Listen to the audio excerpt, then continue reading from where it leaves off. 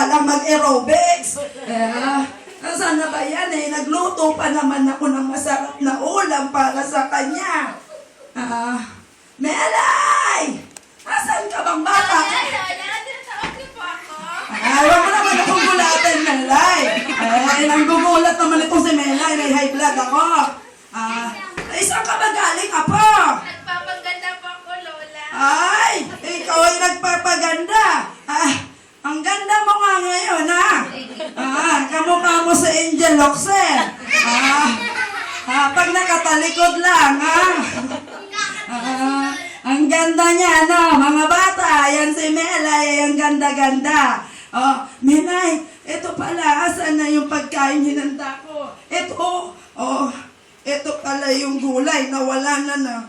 Ayan, masarap yung gulay, Melay.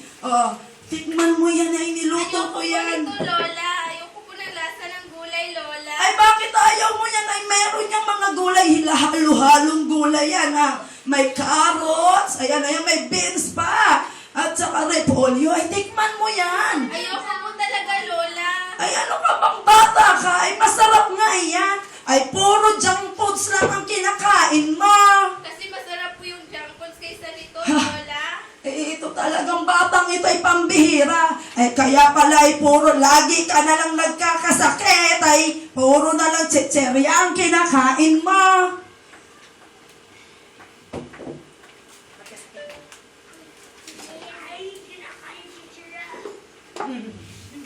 Ganun nga ang nangyari kay Belay. Puro chicherya at candy lang ang kanyang palaging kinakain. Kain siya ng kain ng mga junk foods hanggang sa isang araw ay sumakit ang ngipin niya. Pati na rin ang tiyan niya palagi ring sumasakit. Iyak nang iyak si Melay. Iyak nang iyak. Sa sobrang kaiiyak ay nakatulog nga si Melay.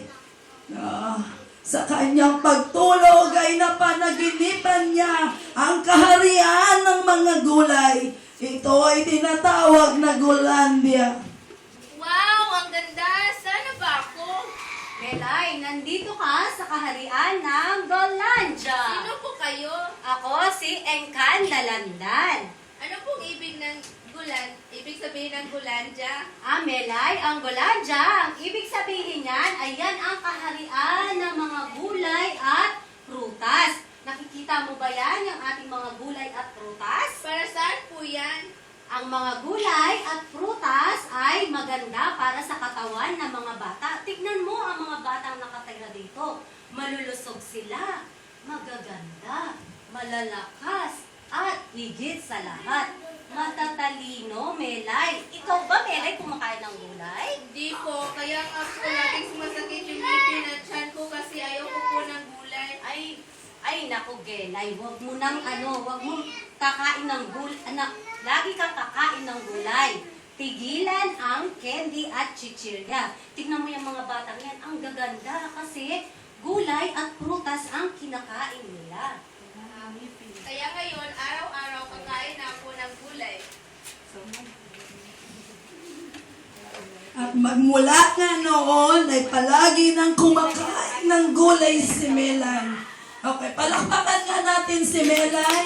Okay, dapat natin gayahin si Melay sa pagkain ng gulay at mga prutas. Magsitayo tayong lahat, sabayan natin si Melay sa pag-awit at pagsayaw.